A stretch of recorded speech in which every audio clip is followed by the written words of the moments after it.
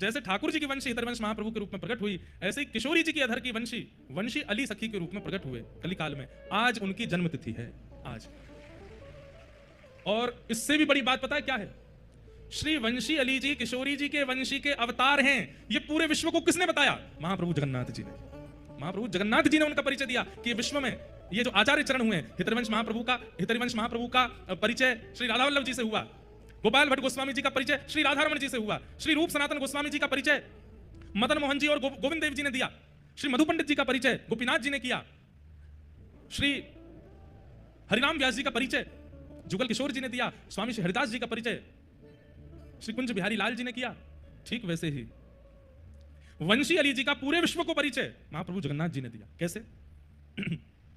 वंशी अली जी का जन्म हुआ आज ही के दिन। और एक और बात बताएं, ये ऐसे आचार्य हैं, आज ही इनकी जन्म तिथि भी है और आज ही इनकी प्रस्थान तिथि भी है। ये अपने जन्मोत्सव वाले दिन ही प्रस्थान कर गए थे। किशोरी जी के परम भागवत भक्त, और दिल्ली में इनका जन्म हुआ था। आपके पूज्य पिताजी महाराज श्री प्रद्युम्न मिश्र जी, और प्रद्युम्न मिश्र जी आपके पिताजी थे। कृष्णावती जी आपकी मैया, जिनके यहाँ पर वंशी अली जी जन्म हुआ। जन्म लेते ही आपने नेत्र नहीं खोले, दुग्धपान नहीं किया, कोई भी मुख से शब्द नहीं कहा। 3 दिन तक आप बिल्कुल अचेत अवस्था में पड़े रहे। लेकिन आपके पिताजी वृंदावन के ही थे, इस नाते से ब्रजवासियों का आना जाना दिल्ली में लगा रहता था। सन 1700 कुछ में आपका जन्म हुआ था, आज से सन 1700 कुछ में। कितने वर्ष हो गए होंगे? लगभग 300 के कुछ वर्ष हो गए होंगे। तो वंशी अली जी के यहाँ पर ब्रजवासियों का आना जाना रहता था। तो ब्रजवासियों ने आकर के देखा तो यहाँ पर पिताजी महाराज जो आपके थे प्रद्युम्न मिश्र जी, वो बिल्कुल प्रसन्न मुद्रा में नहीं थे। तो ब्रजवासियों ने कहा आपके घर लाला भयो, आप खुश क्यों नहीं हो? बोले लाला तो भयो, लेकिन जब से जन्म भयो है ना कछु बोले, ना कछु गावे, ना कछु कहवे, ना कछु पीवे, कोई चेष्टा ही नहीं करे। तो ब्रजवासियों ने कहा लाओ लाला को हमको दो। तो ब्रजवासियों पर तो एक ही मंत्र है, गोद में लेकर के बालक को सिर पे हाथ धर के फिरन लगे, कहो लाला लाला राधे राधे, लाला राधे राधे, लाला राधे राधे। जैसे ही ब्रजवासियों ने राधे राधे कहा और राधा शब्द जैसे वंशी अली जी के कान में प्रविष्ट हुआ, तुरंत आपने अपने नेत्र खोल लिए, मंद मंद मुस्काने लगे, हाथ पांव को चेष्टा करनी प्रारंभ कर दी। तुरंत आपकी मैया ने आकर के जैसे ही पयोधर का पान कराया तो आपने दुग्ध पान भी कर लिया। राधा नाम सुने बिना आंख भी नहीं खोली वंशी अली जी ने। लेकिन अब भी लोग इनको पहचान नहीं पा रहे थे कि ये कौन है। आपके माता पिता ने तो ये सोचा कि जैसे बालकों को कोई ना कोई नाम या कोई ना कोई लीला से प्रसन्न किया जाता है, हमारे बालक को राधा नाम प्रिय है। वंशी अली जी की अभी आदत बन गई, सोते रहते, मैया उठा रही है, लाला उठ जा, लाला जग जा, तो 15 घंटा है, कब तक सोते रहेगो? तब पिताजी आके बोले राधा राधा, बोलो राधा राधा, बोले लाला राधे राधे, लाला राधा, सोई उठ करके बैठ जाते। और दो भावना, एक तो स्वयं राधा नाम सुनने की आदि, दूसरा कम से कम इस बहाने से माता पिता भी तो राधा राधा बोलेंगे। ऐसे वंशी अली जी अब भी इनके माता पिता इनको नहीं पहचान पाए। बालकों के पास जाते तो कोई बालक इनसे बात करता, ये उत्तर नहीं देते। तब इनके घर के आसपास रहने वाले बालकों ने कहा, बोले ये एक ही बात से बात करते हैं। बोले क्या? बोले बात के प्रारंभ में भी राधा बोलो, विश्राम में भी राधा बोलो, तो ही बात करेंगे। तो कोई भी बालक इनसे बात करने जाता बोलते राधे राधे, तुमने भोजन किया? हाँ मैंने भोजन पाई लिया। और बिना राधा बोले कोई बात भी करता तो बात ही नहीं करते थे वंशी अली जी। आपका स्थान जयपुर में भी है वंशी अली जी का। आप विद्वान ब्राह्मण में जन्मे, ब्राह्मण कुल में जन्मे, तो पिता ने पढ़ा लिखा करके विद्वान बनाया। गुरु जी की भी यही शामत कि संस्कृत के सूत्रों को भी याद कराना पड़ता तो पहले राधा राधा बोलना पड़ता था, तभी सूत्र याद करते थे। प्रकांड विद्वान बन गए वंशी अली जी। एक बार आप जयपुर के राजा के यहाँ आपके पिताजी की कथा हुई, तो पिताजी महाराज कथा करने गए तो वंशी अली जी साथ में गए। 10 वर्ष की आयु थी आपकी। हम ये बात पूरी कथा इसलिए सुना रहे हैं क्योंकि इनका परिचय कोई पहचान ही नहीं पाया जब तक जगन्नाथ जी ने नहीं बताया। कैसे बताया वो सुनिएगा। तो एक बार वंशी अली जी अपने पिताजी के साथ जयपुर गए, तो जयपुर में इनके पिताजी ने कथा सुनाई। तो कथा में पिताजी ने प्रवचन करते सुनाया कि भगवान श्री कृष्ण जब सांदीपनी गुरुकुल पढ़ने के लिए गए, तब सांदीपनी गुरुजी के यहाँ गुरुजी के पुत्र को पांचजन्य नाम का एक राक्षस ले गया था, जिसका उद्धार करके भगवान ने उसकी अस्थियों से शंख का निर्माण किया, जो कि भगवान का एक आयुध पांचजन्य शंख बना। ये प्रवचन कर रहे थे, तभी राजा ने प्रश्न कर लिया, बोले भगवान एक बात बताओ, आप बता रहे हैं कि भगवान 12 वर्ष की अवस्था में गुरुजी के यहाँ पढ़ने गए, वहां पर पांचजन्य दैत्य का उद्धार करके तब उसकी अस्थियों से पांचजन्य शंख बनाया, तो फिर आपने अभी परसों की कथा में कहा था कि भगवान देवकी के गर्भ से जन्मे और जन्म लेते ही शंख चक्र गदा पद्म उनके हाथ में थी, तो जन्म के समय पे जो शंख हाथ में था वो कौन सा था? बड़े बड़े विद्वान वहां पर बैठे थे। राजा का प्रश्न इतना कठिन था कि इसका उत्तर देना बड़ा मुश्किल। बोले आपके अनुसार 12 वर्ष की अवस्था में भगवान गुरुकुल गए और वहां जाकर के फिर गुरुदेव के पुत्र की रक्षा के लिए पांचजन्य को मार के शंख बनाया, तो फिर 12 वर्ष पहले जब जन्म लिया था ठाकुर जी ने, तो तमद्भुतम बालकमं भुजक्षणम चतुर्भुजम शंख गदायुधायुधम, कंस के कारागृह में जन्म के समय शंख कहां से आया ठाकुर जी के हाथ में, और उसका नाम भी पांचजन्य कैसे हो गया? तब प्रद्युम्न मिश्र जी आपने अपने पुत्र वंशी अली जी की ओर देखा, बोले वंशी, तब आपका नाम वंशीधर था, वंशी अली नहीं था। वंशीधर, इनके प्रश्न का उत्तर दो, तुम पढ़ करके विद्वान बन के आए हो, इसके प्रश्न का उत्तर क्या होगा?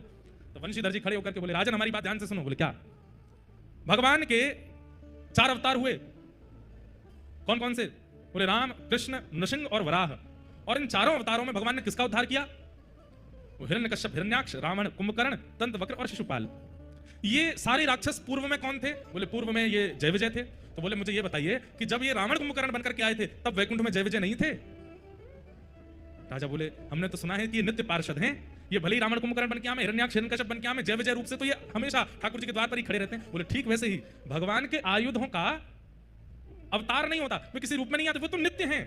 भगवान का शंख पांचजन्य नित्य है, वो सदा ठाकुर जी के साथ में रहता है। लेकिन एक बार पांचजन्य से एक संत का अपराध हो गया, एक ऋषि का अपराध हो गया, जिसके कारण उस ऋषि ने कहा तुम रहते भगवान के पास हो लेकिन फिर भी तुम संतों का अपमान करते हो, इसके लिए तुमको अपने पद से भ्रष्ट होकर राक्षस बनना पड़ेगा। तो पांचजन्य तो नित्य भगवान के साथ रहता है, लेकिन एक संत के अपमान के कारण संत ने उन्हें श्राप दिया और इसी कारण पांचजन्य शंख को राक्षस बन के आना पड़ा और कृष्ण अवतार में भगवान ने उसका उद्धार करके पुनः शंख बना करके धारण किया। पांचजन्य तो पूर्व से ही भगवान के पास है। जयपुर के राजा का समाधान हुआ और ऐसा समाधान हुआ कि महाराज राजा ने अपनी कितनी जागीर उनको प्रदान कर दी। आज भी श्री वंशी अली जी की कई जागीर, कई भूमि जयपुर में है, कब्जा हो गया कहते हैं उस पर, लेकिन वो वंशी अली जी का है, राजा ने खुद प्रदान किया। इतने विद्वान, अभी भी पिताजी को लगा कि ये केवल विद्वान है, लेकिन राजा का समाधान करते ही वंशी अली जी महाराधा नाम संकीर्तन करने लगे, उन्माद उच्च उस स्वर में नाचने लगे, गाने लगे और दौड़ते हुए श्री गोविंद देव जी के पास गए और सामने जाकर के नृत्य करने लगे। अब पिताजी को अपने पुत्र की विद्वत्ता तो दिखती है, लेकिन राधा के प्रति इतना प्रेम, किशोरी जी के प्रति इतना प्रेम, ये उनको अनुभव नहीं होता कि ये क्यों है। तब आप अपने पिताजी के साथ तीर्थ यात्रा पर गए और तीर्थ यात्रा करते करते जब आप जगन्नाथपुरी आए तो तब जगन्नाथपुरी में भीड़ तो होती थी पर इतने लोग नहीं होते थे। लोग बाग दर्शन करने के लिए जाते, कोई आचार्य, कोई विद्वान, कोई श्रेष्ठ जन अगर आते थे तो महाप्रभु जगन्नाथ जी का महाप्रसाद तो सबको मिलता ही था, पर उनके अंग की माला, उनके विशेष प्रसाद भोग विशेष संतों को दिए जाते थे, आज भी दिए जाते हैं। वंशी अली जी सामने आकर के दर्शन कर रहे हैं और नेत्रों से अश्रु प्रवाह कर रहे हैं। महाप्रभु जगन्नाथ जी अपने ब्रह्मवेदी से हिलने लगे, ऐसे झूमने लगे वंशी अली जी को देख करके। तुरंत पुजारी जी भीतर गए, बोले महाप्रभु जी क्या हुआ, क्या हुआ? तभी आपने वहां के जगन्नाथपुरी के राजा को स्वप्न दिया, बोले कि मेरे एक परम पावन भक्त मेरे सामने खड़े हैं लेकिन पुजारी जी उनको माला नहीं दे रहे हैं, पुजारी जी मेरी निज वस्तु उनको प्रदान नहीं कर रहे हैं, आप तुरंत मंदिर में आओ और पुजारी जी को आज्ञा करो ये जो नन्हा सा बालक खड़ा है अपने पिता के साथ, इसको तुरंत जाकर के माला और मेरी कोई निज वस्तु प्रदान करें।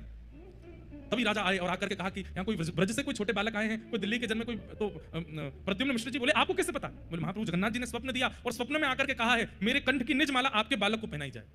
पिताजी बोले हमारे बालक में ऐसी क्या योग्यता है कि महाप्रभु जी स्वयं स्वप्न देकर के कह रहे हैं? माला आदि प्रदान की तो आपके पिताजी व्याकुल हो गए, बोले ऐसा क्या है मेरे पुत्र में जिसके लिए महाप्रभु जगन्नाथ जी राजा को स्वप्न देते हैं? तब प्रद्युम्न मिश्र जी बार बार राजा से कहने लगे, बोले आपसे तो जगन्नाथ जी बात करते हैं ना? बोले हाँ, आप उनसे पूछिए ना मेरे बालक में ऐसी क्या विशेषता है जिसके लिए महाप्रभु जी आपको स्वप्न देते हैं? और ये मेरा बालक मैंने देखा, ये मंदिर में जाकर रोने लगता है, कहीं भी जाता है वहीं नाचने लगता है, राधा राधा कहने लगता है, मुझे तो केवल इसकी विद्वत्ता दिखाई देती है, पर इसका जो वृंदावन के प्रति और किशोरी जी के प्रति प्रेम है ये मैं समझ नहीं पा रहा हूं। कृपा करके महाप्रभु जी से आप पूछिए कि इसके पीछे रहस्य क्या है। तब राजा ने महाप्रभु जी से पूछा कि हे महाप्रभु जी, जिस बालक को आपने आज माला प्रदान करने की आज्ञा की वो बालक इतना श्रेष्ठ क्यों है, कृपा करके हमें बताओ। तब महाप्रभु जगन्नाथ जी राजा को स्वप्न देकर के कहते हैं जिस प्रकार मेरे अधर की वंशी हितरवंश महाप्रभु के रूप में प्रकट होकर राधा वल्लभ लाल जी को विराजमान करते हैं, ऐसे ही मेरी प्राण पिया किशोरी जी की वंशी ही उस बालक के रूप में वंशीधर बनकर के आई है। ये किशोरी जी की वंशी है। ये बात पूरे विश्व को किसने बताई? जगन्नाथ महाप्रभु ने। श्री जगन्नाथ जी ने राजा से जाकर के कहा आप उनके पिताजी को बता दीजिए, वो उस अपने पुत्र के रूप को जानते नहीं है, उसका नाम वंशीधर रखा गया है, वास्तव में वंशी ही है पर मेरे अधर की नहीं, किशोरी जी के अधर की वंशी। यहां के उस समय के राजा गजपति महाराज ने प्रद्युम्न मिश्र जी से जाकर के कहा धन्य है आपके पुत्र को प्रणाम। बोले कि क्या है, सब क्यों प्रणाम करते हैं मेरे पुत्र को? बोले महाप्रभु जगन्नाथ जी ने आज्ञा करके बताया है कि किशोरी जी की अधर की वंशी ही आपके पुत्र के रूप में प्रकट हुई है, इसलिए राधा रानी की अधर की वंशी। उसका परिचय महाप्रभु जगन्नाथ जी देते हैं। तब पूरे विश्व में आज भी इतनी ख्याति इतने लोग नहीं जानते पर जानना चाहिए। हमारी अभी कथा हुई थी दिल्ली में, तो मैं गया था सुबह सुबह, जिस दिन मेरा जन्म दिवस था 7 अगस्त को कथा थी दिल्ली में। हर बार जन्मदिन पे हम या तो राधारमण जी वृंदावन परिक्रमा, यमुना जी स्नान, तटीय स्थान में पदगायन ये करता हूं मैं सुबह सुबह। इस बार नहीं हो पा रहा था तो फिर मैं वहीं गया दर्शन करने। वंशी अली जी के घर पे ही श्री लाडली जी विराजमान है चांदनी चौक दिल्ली में, उनका दर्शन करने के लिए गया। उन वंशी अली जी का परिचय पूरे विश्व को महाप्रभु जगन्नाथ जी प्रदान करते हैं। धीरे धीरे उसी की बाद ख्याति हुई है उनकी कि किशोरी जी की अधर की वंशी जो इस रूप में प्रकट हुई। ऐसे महाप्रभु जगन्नाथ जी जो अपने आचार्यों का उजागर करते हैं, अपने आचार्यों के स्वरूप को प्रकट करते हैं, ऐसे महाप्रभु जी को प्रणाम। तो आज